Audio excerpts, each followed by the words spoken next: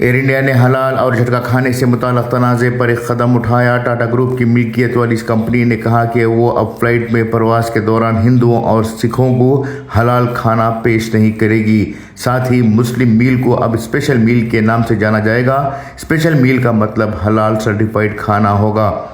قابل ذکر ہے کہ کچھ وقت پہلے فلائٹ میں کھانے کا نام مسلم میل ہونے کی وجہ سے تنازع پیدا ہو گیا تھا۔ اب ایئر لائن نے واضح کیا کہ مسلم میل اسٹیکر کے ساتھ لیبل کیے گئے پیش کی بکنگ یعنی ایڈوانس بکنگ کیے گئے کھانے کو اسپیشل میل مانا جائے گا۔ حلال سرٹیفکیٹ صرف اپلفٹ کیے گئے مسلم میل کے لیے دیا جائے گا۔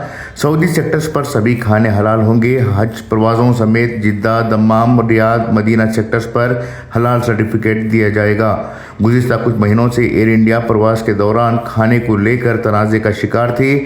رواں سال 17 جون کو کانگریس رکن پارلیمان منکم ٹیگور نے ایئر انڈیا کے ذریعے مذہب کی بنیاد پر کھانے کو لیبل کرنے پر فکر کا اظہار کیا تھا۔ ٹیگور نے کہا تھا کہ ایئر انڈیا کی فلائٹ میں ہندو کھانا اور مسلم کھانا کیا ہوتا ہے؟ ہندو کھانا یا مسلم کھانا؟ کیا RSS نے ایئر انڈیا پر قبضہ کر لیا ہے؟ امید ہے کہ شہری ہوا بازی وزارت اس پر ایکشن لے گی۔